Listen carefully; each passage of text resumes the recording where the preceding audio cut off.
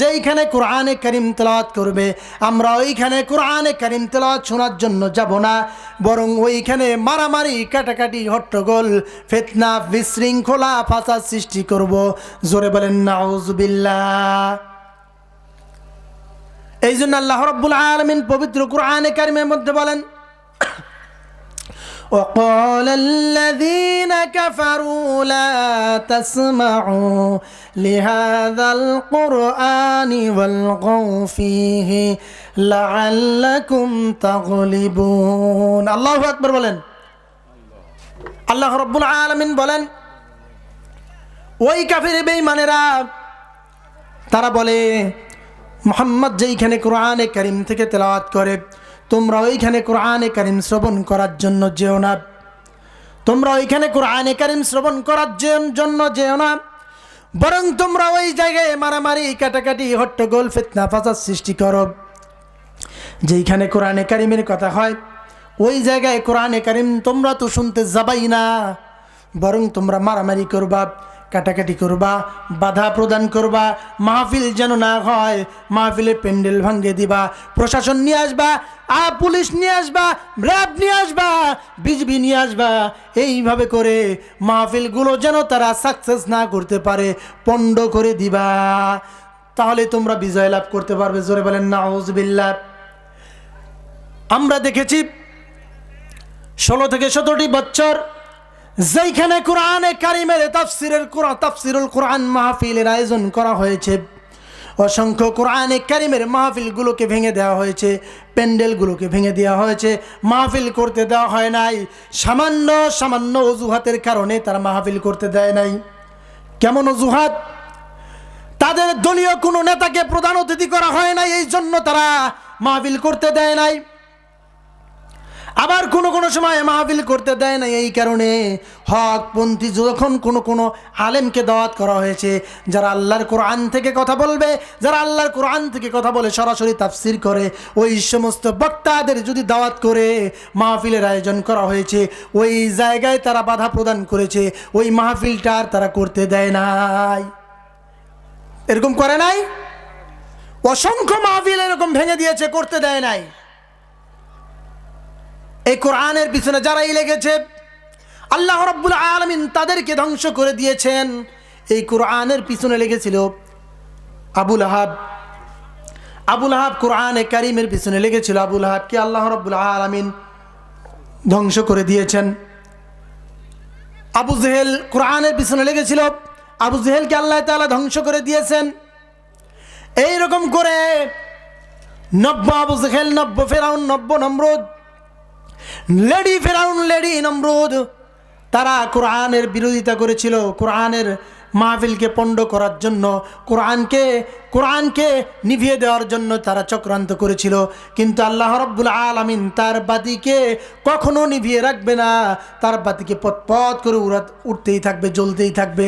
আল্লাহ রাব্বুল আলামিন বলেন, ইউরিদুনা লিইউতফিউ নূরাল্লাহি বিআফওয়াহিহিম আল্লাহু মুতিম্মু নূরিহি ওয়ালাউ কারিহাল কাফিরুন। আল্লাহু আকবার বলেন।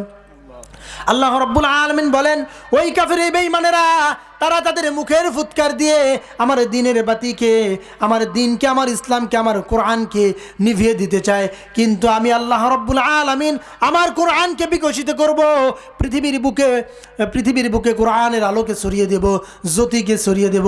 এতে কাফির বেঈমানদের যতই অপছন্দ হোক না কেন, তারা কোরআনটাকে ধ্বংস করার জন্য চেয়েছিল। অসংখ্য কোরআনকে পুড়িয়ে দিয়েছে, অসংখ্য তাফসিরকে পুড়িয়ে দিয়েছে। বাইতুল মুকাররমে কোরআনের লাইব্রেরির মধ্যে তারা আগুন জ্বালিয়ে দিয়েছিল।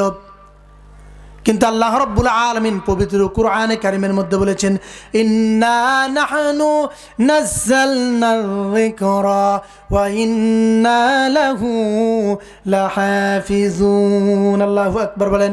আল্লাহ রাব্বুল আলামিন বলেন, এই কোরআনে কারীম নাজিল করেছি আমি, এই কোরআনে কারীম সংরক্ষণের দায়িত্ব, এর হেফাজতের দায়িত্ব আমি আল্লাহ রাব্বুল আলামিন নিজেই গ্রহণ করেছি। বলেন সুবহানাল্লাহ। এই কোরআনে কারীম আল্লাহ রাব্বুল আলামিন নাজিল করেছেন, এই কোরআনে কারিমের পিছনে যারাই লেগেছে তারাই ধ্বংস হয়েছে। লেডি ফেরাউন কোরআনে কারিমের পিছনে লেগেছে, এই লেডি ফেরাউনও টিকতে পারে নাই। এই লেডি ফেরাউনকে আল্লাহ রাব্বুল আলামিন ধ্বংস করে দিয়েছেন। যুগে যুগে কোরআনের পিছনে যারাই লেগেছে তাদেরকে আল্লাহ রাব্বুল আলামিন এই দুনিয়া থেকে জিল্লতির সাথে বিদায় করে দিয়েছে। এই পৃথিবীর বুকে যারা আলেমদের সাথে বেয়াদবি করেছে, এই পৃথিবীর বুকে যারা আলেমদের সাথে বেয়াদবি করেছে তাদেরকে আল্লাহ রাব্বুল আলামিন শায়েস্তা না করা পর্যন্ত তাদেরকে ক্ষমতা থেকে নামান নাই। তুইজ্জু মান তাশা ওয়া তুযিল্লু মান তাশা বিয়াদিকাল খায়র। ক্ষমতা দেওয়ার পরে আল্লাহ রাব্বুল আলামিন তাদেরকে জিল্লতির সাথে এই দুনিয়া থেকে বিদায় করেছেন, জিল্লতির সাথে ক্ষমতা থেকে বিদায় করেছেন। যেটা আমাদের এই বাংলাদেশের মধ্যে আমরা দেখেছি, লেডি ফেরাউন সে এই দেশ থেকে লক্ষণ সেনের পর একমাত্র ব্যক্তি, ভারতীয় উপমহাদেশ থেকে লক্ষণ সেন সর্বপ্রথম পিছনের দরজা দিয়ে পালিয়ে গেছে। এই লক্ষণ সেনের উত্তরসূরি হচ্ছে লেডি ফেরাউন, যার কারণে লক্ষণ সেনের মতো পিছনের দরজা দিয়ে পালিয়ে গেছে। জোরে বলেন ঠিক কিনা? ঠিক কিনা? লক্ষণ সেনের উত্তরসূরি হচ্ছে লেডি ফেরাউন। লক্ষণ সেনের উত্তরসূরিদের এই দেশে জায়গা নাই। এই দেশ হচ্ছে শাহজালালের দেশ, এই দেশ শাহপরানের দেশ, এই দেশ শাহ মখদুমের দেশ, এই দেশ তৃতীয় মীরের দেশ। এই দেশে কোনো বেঈমান কাফের এদের কোনো রাজত্ব কায়েম হতে দেওয়া হবে না, হবে না, হবে না। সব দেখা দিন শেষ। এইবার আল কোরআনের বাংলাদেশ ইনশাআল্লাহ, ইনশাআল্লাহ, ইনশাআল্লাহ আগামী দিনে আমরা সমস্ত আলেম ওলামাদেরকে এক প্ল্যাটফর্মে নিয়ে এসে, সমস্ত মুসলমানদেরকে, দেশবাসীকে এক প্ল্যাটফর্মে নিয়ে এসে এই বাংলার কোরআনটাকে একবার বাংলার পার্লামেন্টে পৌঁছাতে চাই। বাংলার পার্লামেন্টে যদি আল্লাহর কোরআনকে পৌঁছাতে পারি তাহলে বাংলার জমিন থেকে কোনো ধরনের ফিতনা, কোনো ধরনের ফাসাদ, কোনো ধরনের মারামারি, কাটাকাটি, গুপ্ত হত্যা, গুপ্তভাবে কাউকে আক্রমণ করা, এগুলো কিচ্ছু থাকবে না যদি আল্লাহর কোরআনের রাজ একবার প্রতিষ্ঠিত হয়। জোরে বলেন ঠিক কিনা? সম্মানিত উপস্থিতি, এই জন্য আসুন, সারাদিন মাহফিল করলে সারা জীবন যদি ওয়াজ করা হয়, সারা জীবন ওয়াজ করে যতটা না কাজ হবে, যদি একবার বাংলার পার্লামেন্টে কোরআনে কারিমকে যদি একবার পৌঁছে দেওয়া যায়, যদি বাংলার পার্লামেন্ট থেকে একবার যদি ঘোষণা আসে বাংলার সমস্ত মুসলমানদেরকে 5 ওয়াক্ত নামাজ আদায় করতে হবে বাধ্যতামূলক, আর যদি কেউ নামাজ না আদায় করে তাহলে তাকে 500 বেত্রাঘাত করা হবে অথবা 50টা বেত্রাঘাত করা হবে এবং 5000 টাকা জরিমানা করা হবে, দেখবেন সমস্ত মানুষ 5 ওয়াক্ত নামাজি হয়ে যাবে। শুধুমাত্র একবার বাংলার পার্লামেন্ট থেকে ঘোষণা আসা দরকার।